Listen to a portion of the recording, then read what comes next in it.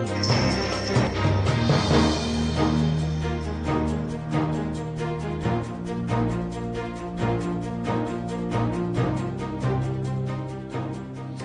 CBC's 2008 Newsmaker of the Year is Some Beach Somewhere.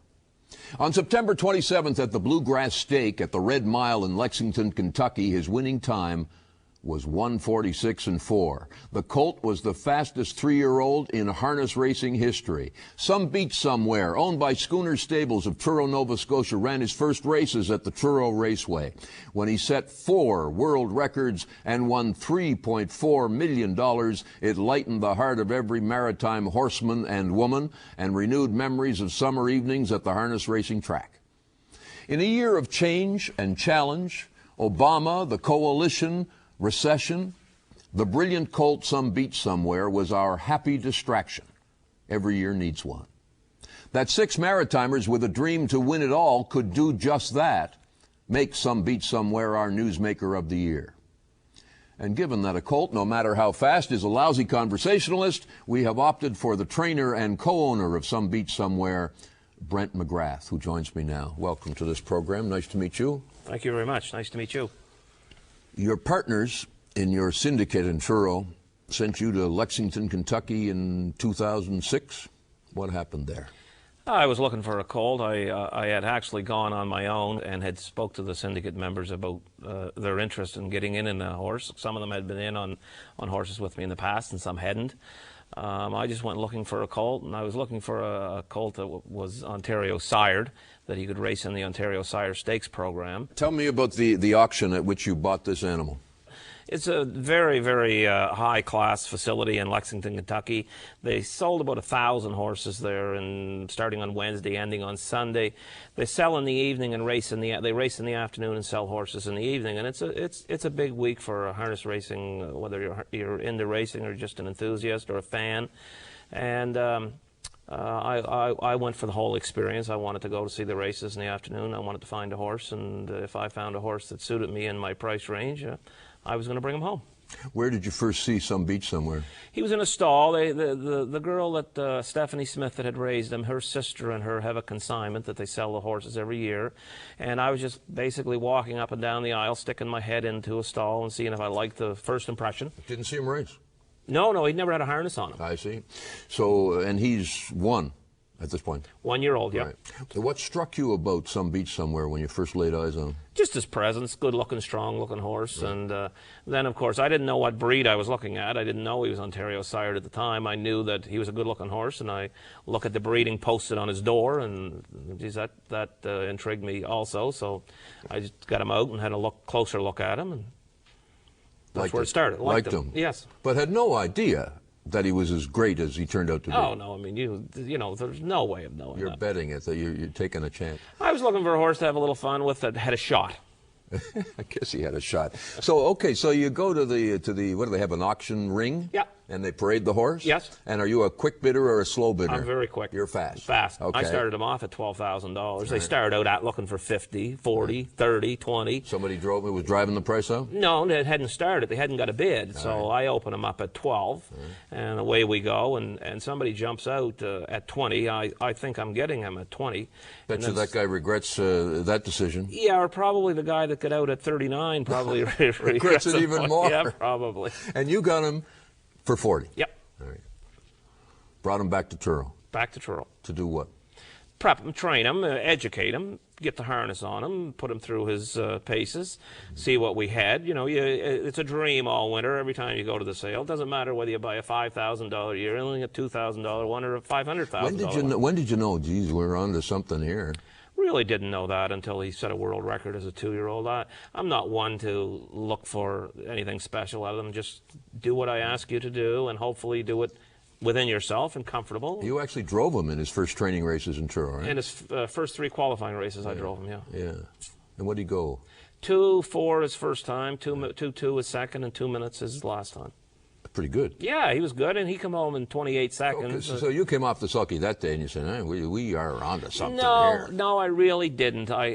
Because you know, a lot of they're like any athlete. I mean, when they're going through their paces, you dream, But what are they going to do when they really hit up against the big boys? You never know. You don't know, and they can go either way. Well, when he went up against the big boys, he did all right. Yes, he did. Let's take a look at that. Okay, what race are we going to look at here? We're going to look at the North American Cup as a 3-year-old for $1.5 million. And where's this run? This is run at the Mohawk Raceway in Campbellville, Ontario, just outside of Toronto. And this was in summer of '08? No, yeah, the summer, June of '08. June of '08. Yep. Let's take a look at the race, and you can call it as we go along here. They're often pacing and quickest off the wings from post 6 Mucho, Sleazy. I mean, he's in a 2-hole here, and you can see he's back about 4th there, where he's off the screen now. What number is he? Some Beach. He's 2. And that's him kind of not going in on the rail between horses right there. He's in the second row there? Yeah, that's right. And now he's moving to the outside. That's right. He's on the, he actually never... I love this. I could do this. He never really went to the inside. Look at him go. Yeah, and that's kind of his signature strategy. You know, if you wanted to get into a little more depth, now what they call the perfect trip in harness racing is this horse sitting on his back, drafting behind him, the same as car racing, the same as bike racing. So waiting for his chance. Well, yeah, take me as far as you can, and hopefully I'll get a shot at you. Right. Now, Beach is doing all the work in this race. He's the one breaking the wind. He's the one cutting the fractions out here. Right. But that's where you want to be when you're the best. 54 and 4. Yeah. Good time. It's right where we want to be. Natural pacer? Yeah.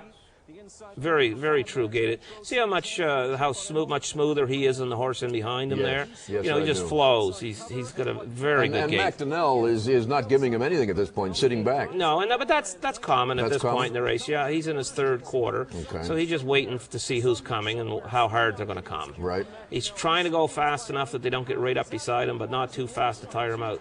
And he's starting to speak to him here a little bit when they're turning for home, and he still has about a quarter of a mile to go. I'm in the grandstand right now, standing up and starting to cheer. Yeah, I am yelling my head off, and I'm really not much of a yeller. He's only out in front by a length or so. Yeah, he's starting to pull away from them now. They're getting tired trying to keep up to him. He's got 3 or 4 there. Now, you can hear the crowd, eh? Yes, they love it. They love it. Immediately following this race, he comes back and walks the whole length of that home stretch, which is a quarter of a mile, with his head down, almost bowing to the crowd. They love him. They love him. And you love him. Oh, yeah. Yeah. Isn't that great? The horse is actually so good, he intimidated other animals and drivers. He did. Right through his career. No question. Scared them to death. Yes, he did. And that pleased you somewhat. It did. Yeah. I mean, it's a big advantage when you can do what he did there, go to the front whenever you want to. They're waiting for you to come because they want to sit on your back and get your draft. That's a big, big advantage. Well, it's nice to hear you talk about something you obviously love so much. Brent McGrath, we'll take a little break and come back and continue our conversation about Some Beach Somewhere in just a moment. Stay with us.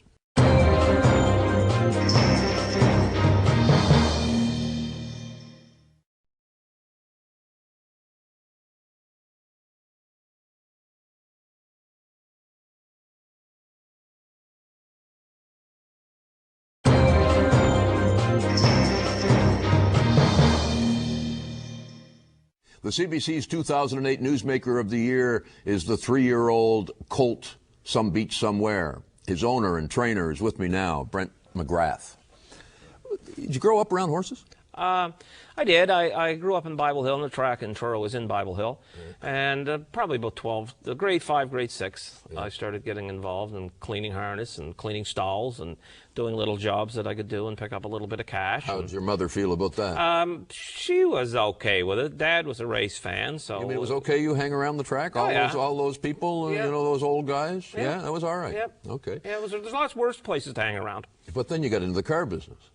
Yeah, I got into the car business after I tried my hand at the horse business and didn't have a lot of luck, and we had to go to work at doing something, and I just answered an ad in the paper in Toronto in 1987, I'm going to say, and it was a car business, and I seemed to fit that. And now you're a partner in, what, 3 dealerships in the Truro area? 2 in Truro and 1 in Amherst, yes. Okay. And then you started to dabble in horses. Well, no, I really never got out of the horses very much. I dabbled in them even after we come home from Toronto. We moved back to Truro and got into the car business, and I was working as a sales manager at Pye Chev in Truro, and Gary got involved with me and just playing around with a couple of maritime horses. Now, did your syndicate, you call them in racing, right? Did the 6 of you? Yes. Yeah. Did you own dozens of horses? No, Pam Dean and I and Gary owned, I'm going to say, Beach would be our fourth. Right. Gary and I and some other partners probably own 10. But this group that's together right now, this is the first horse that this group, as it is, has owned. I see. Fairly lucky. Fairly lucky, I guess. Did everybody who had been with you all along the way stay in it for Somebeachsomewhere? No. One partner that had been in all the other horses had gotten out, and yeah, it's too bad. That's a sad story. Well, it is. Does he still speak to you? Oh yeah, no, we're great friends, and he's Beach's biggest fan, and there's a whole bunch of reasons. Didn't have time for yet another horse. It was just he didn't need that on his plate, and horses they're risky. They cost money. Yeah, and they cost money exactly. Yeah. And this story, the Beach's story, is not the norm. It's not a normal story. I guess not. No. You had a plan for this horse, didn't you? Yep. You knew what you wanted him to do. Yep. You knew how long the career was going to be. You even knew what races you wanted to enter him in. I did after he showed last year. When he set a world record last year, then I mapped out his plan. Where was the world record? That was Kentucky, right? No, last year's world record was in Mohawk. Sorry, there's a lot of world records. Yes, okay. he's 4 world records. And Mohawk, what was the world record? Time? Yes, yeah. 149.2 as a 2-year-old. Right. Yep. And that equaled a world record, or no, set a world record? Set a world record. Set a world record. So he was the fastest 2-year-old colt in the world, right, and then the fastest 3-year-old. Right, and still is the fastest 2-year-old. Now, while you bought Somebeachsomewhere because you hoped to win races in Ontario and you wanted the Ontario breeding, in fact, you're a Kentucky guy, aren't you? Well, I liked Kentucky. I like Kentucky is horse heaven. I mean, it's full of horses. And you wanted to win the biggest races that there were. Yeah, I did. No question. But and you did. And we did. Yeah. But I wanted the world record in Kentucky, and I thought we could get the world record in Kentucky. And we didn't really start planning his career until after he set the 2-year-old world record. But what motivated you? Was this for Brent McGrath, or was this for maritime harness racing, or was this because the horse looked like he had it and you wanted to do it for the horse? We love horses. Rhonda and I and our son Josh we've been into horses our whole life, and I mean we never put any money into a horse that we didn't think we could afford to lose. But we like buying the babies and developing them and getting them in shape and bringing them to the races. And I used to say to Gary Pye, we'll get a good horse one day. And when I was saying that to him, I was meaning we would get a horse that would probably earn $300,000 or $400,000. And I really believe that if we kept trying, because I was learning from every horse I bought. When you'd get the horse home, when I'd get the other ones home, I'd see a flaw in them, in their conformation, the way they were built, the way they paced. Why didn't I see that in the auction ring? Yeah. Or that's probably going to stop this horse from being really what I want him to be. But with this one? There was no flaws. And the faster he went, the better he got, the better he felt, the better shape that he got in. And then it was just about keeping him happy, getting him in shape, trying to stay off bad racetracks. We have tough winters here in Nova Scotia to try to train a horse. Like a day like today is, mild one day, cold the next.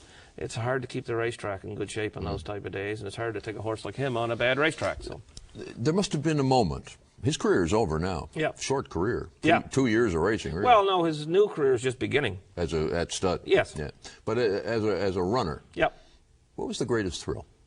I don't know, so many. Like I've been asked that question a lot of times, and there isn't a moment that stands I don't know. I mean, there really isn't. Every time we put the bike on this horse, and the bike is the racing bike I'm talking about, as opposed to the jogging cart. Right. He amazed us. He amazed me, and he amazed Paul. I mean, he won an awesome race in Flamborough. Set a world record in Flamborough. In Lexington, the fans are cheering him. The North American Cup, he puts his head down and walks the length of the grandstand, almost, inviting the people to come out and see him. When you would put him out in the paddock to play, like he'd go out there and he'd roll and lay on his back and almost like a dog, He's just. You must have been walking through that racetrack and saying that there are hundreds of thousands of people in this game, and nobody, or very few people, get to feel the way I'm feeling right now. No question. We think that all the time. What a thrill! Yeah, unbelievable, unbelievable.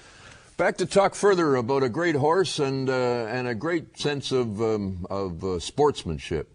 With Brent McGrath, my guest this time, as we celebrate Somebeachsomewhere.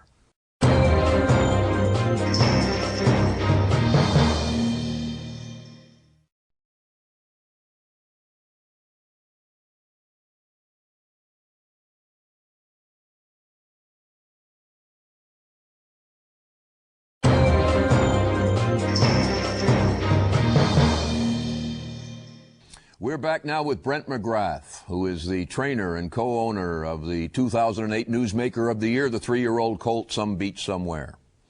What a horse. Yes. You made a lot of money. He has. How much? $3.4 million. Right. Is that how you remember the races? What he won in this one? What he won in that one? Yeah, it's hard not to. I gotta believe you. Here, let's look at one of the cheap races. Okay. What this one? What was this race for? This was the Meadowlands Pace Elimination. This was he won an awesome race here. The announcer says he's kicking stone dust in the dirt in the face of the other horses. He's out by what? 3 lengths there? 4 Yeah, lengths? he's opening up. Yeah. This is just the conclusion of the race. Yeah. Some Beach Somewhere is a perfect 10, 148 and 3. 148 and 3. That equaled the stakes record that night. What's the perfect 10 mean? The announcer just said that, a perfect 10 as he went across the finish line. 10 for 10. Oh, 10 wins in 10 races. That's right. Yep. What was that worth? That race worth to you? 50,000. Oh, nothing at all. Well, not as big as a lot of them. What was the biggest one? 1.5 million North American Cup. That was the North American Cup, Yeah. the one we saw earlier. Yes. Yeah. It was good. That was good, he said. And what do? Call the partners in Truro and say 1.5 million more? No, they're all there. Oh, they're there. Oh, yeah. Yeah. Oh, yeah. Let me read you something from the Globe and Mail. I kind of like this. This is by James Christie, sports writer. A sprinkle of snow accompanied the dash to glory as the brilliant 3-year-old colt Some Beach Somewhere made his last pace in Canada a triumph. The colt, owned by A Maritime Syndicate, won easily the Ontario Sires Stakes Superfinals at Toronto's Woodbine Racetrack, pulling away to win by 11 3/4 lengths under the reins of Paul McDonnell, the only man who's ever driven him in his 20-race career. 19th win in a group, and then a group of 100 well-wishers evaded security to cheer Some Beach Somewhere. And there you were, as the crowd milled in the paddock, co-owner and trainer Brent McGrath accepted hugs and handshakes in succession. They're all Maritimers, I'm sure. So what, you have a crowd of people following the horse? Yeah, he has. He had a big crowd of people, but they're not. They weren't all Maritimers either. There was a lot of them that were Maritimers. Claiming to be Maritimers for that event. Exactly. Well, I mean, he really has a big following, and you know, some of it is the story itself, and that a car salesman, a small-time trainer with a bunch of owners that are new to the business, pick out maybe the greatest horse in the history of harness racing. Now, why did you put maybe in there? Well, you know, it's who's the greatest. Not clear yet. Who's the greatest hockey player? Gretzky. Well, you know, that's your opinion. Yes. I mean, not everybody shares it. That's right. And, you know, he is, there's one thing for sure. He's the fastest 3-year-old. He's the fastest in a race. He's the fastest 2-year-old. He has more money earned than any horse has ever earned in a single season. He has more 150 miles than any 3-year-old has ever had. You know, there's a whole bunch of things that he is definitely the greatest at. While you're traveling North America with this animal, and obviously a bunch of other people, they're having parties at the Truro Raceway called Beach Party. Yeah. Who put that together? What was that all about? Actually, there was a young lady that worked at the racetrack there, and it just took off. She did some promoting. They were probably in his first or second race after he had won it. They seen the crowds are starting. Yeah, exactly. The crowds are starting to come. So they're see just this horse. gathering what, for drinks and sandwiches and watching it on TV at the raceway? Probably doing a little betting and a night out. Fun. All right. Yeah. Are we going to see harness racing come back in the Maritime? I miss it. I remember it as a kid going to the track, and you can't do that anymore unless you're in Truro on the right night.